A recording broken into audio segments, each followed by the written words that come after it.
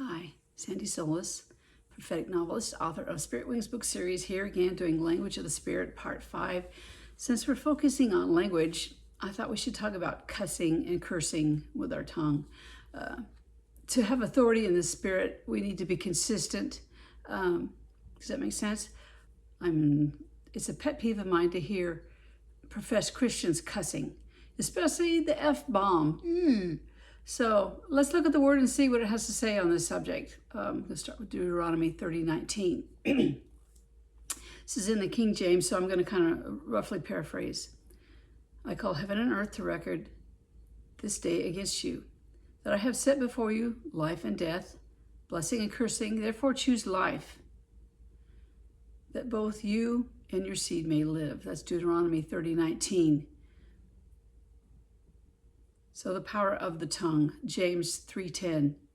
Out of the same mouth comes blessing and cursing. My brethren, these things ought not to be so.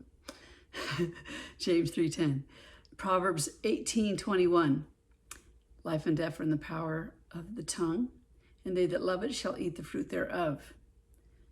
So we really have to set a watch on our mouth and be aware, even when we're talking or discussing problems, are we declaring and cursing as we state the facts? Another one is James 1:26. If any man among you seems to be religious and bridleth not his tongue, but deceiveth his own heart, this man's religion is vain. That's pretty serious. That's pretty clear. It's something we should all have a heart check about. James 3:5. Even so the tongue is a little member and boasteth great things. Behold, how great a matter a little fire kindles. So the power of the tongue, in Genesis, God spoke the world into existence, and we're made in his image. So we also have the power to create or to tear down with our tongue. I know when we were little, parents were known to say, you're good for nothing, you're so stupid, that kind of stuff. And now the politically correct, it's kind of put a little break on that to some degree. But parents speak over their kids, even your name. When you call out your name, it declares who you are. Since I'm Sandy, it comes from Alexander, it means helper of mankind. So when everybody, hey, helper of mankind, come do the dishes, they're saying what my name is. So choose your children's names well.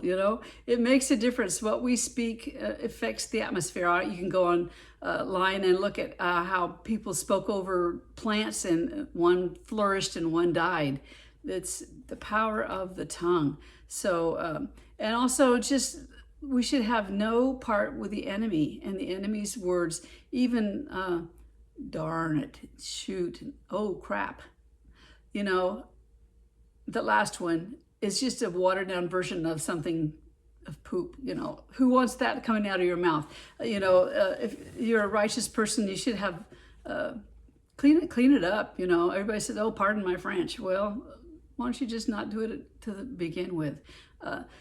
Another point is as an old saying, when your bucket gets bumped, what spills out is what you're full of. And so I do a heart check when I feel like cussing is, okay, why am I so angry? Why am I bitter? Am I angry? What's going on? Why are those things bubbling up out of me?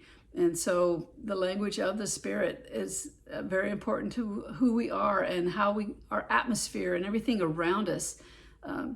So we just need to really be aware of our language as we learn the language of the Spirit, and to go into the deeper things of God and how to say things that God is saying, and what proceeds out of his mouth, that only will I speak.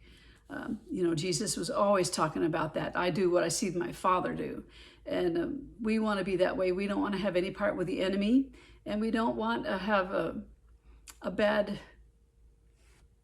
representation of Christ by cussing. We should be sanctified. We should be separated from the world. And this is one certain way we could definitely show that we're separated from the world. Also, being not drunk with wine, we're in excess. Have your wine, but don't be drunk with it, okay? You know, it's the world that gets drunk. You know, and there's some scripture on that. Maybe that's for another day. But heavy wine and drinking heavily is for those who are mourning and you know, maybe for a period of time. But alcoholism is a real problem everywhere. And so that's off the subject. But we're talking about being a representative of Christ and how what we speak and what comes out of our mouth should be godly and holy and pure and not dirty. So that's the big thing. And so when we go to say, you know, I rebuke you in the name of Yeshua, and I said, yeah, but a minute ago you just had a potty mouth. And so I think it truly does affect our authority in the spirit realm, how we carry ourselves and what spills out of our mouths.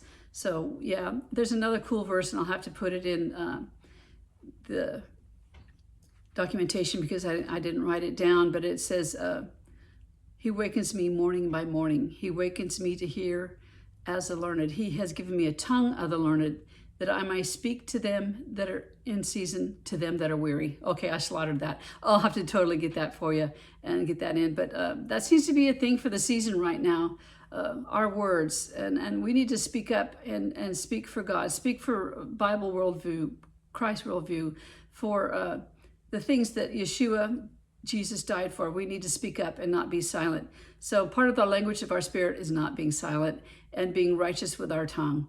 Okay, catch you next time.